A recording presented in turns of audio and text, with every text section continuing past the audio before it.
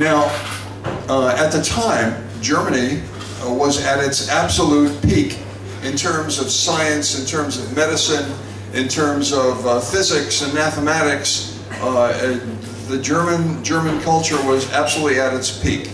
And so Dr. Gerson got the most classical medical education in the world. People would come, if they could possibly afford it, from the United States to spend a year or two in Germany studying at the feet of the masters, whereas Dr. Gerson had his whole education in Germany at the feet of the masters. V tistem času je bila raven znanosti in usposabljanja v Nemčiji zelo visoka, tako da so celo iz tujine prihajali znanstveniki ali pa tisti, ki so bili v procesu usposabljanja, zato da bi preživeli 1 ali 2 leti, medtem ko dr. Gerson, ker je živel na področju Nemčije, imel možnost, da celo svoje usposabljanje pravzaprav izvede v Nemčiji, ki takrat bila to na zelo visoki ravni.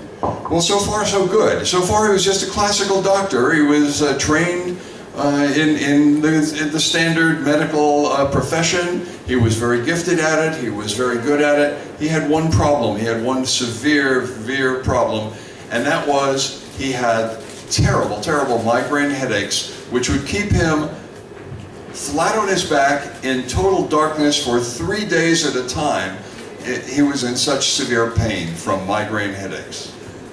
Torej, vse je kazalo zelo dobro, imel možnost zelo dobro usposabljanje za medicinskega zdravnika, je skozi. Vse je fajn kazalo, razen imel eno zelo veliko težavo, in to je, da je imel zelo močne migrene, tako močne, da je včasih moral 3 dni ležati v absolutni temi, zato da se jih je znebil. In to je bila zelo velik problem za njega. Well, being in pain like that was not very happy for him, and he went to all of his professors and all of his instructors and all of his supervisors and asked, "What can you do for migraine headaches?" Torej, to seveda je bila neka situacija, s katero ni bil ravno zadovoljen, zato se obrnil na svet vse svojim profesorjem, pri katerih je študiral, in jih je prosil za pomoč in jih je sprašal, kaj lahko naredite proti taki migreni. And his professors all said what was the state of the art at the time was that migraines, everybody had migraines, lots of people had migraines, nobody knew what to do with them, but don't worry, they'll disappear by the time you were 55, probably. Torej, odgovor, ki ga je dobil, ko je spraševal svoje profesorje, je bil nekako standarden za tisti čas, namreč, da je migrena nekaj, kar je običajnega.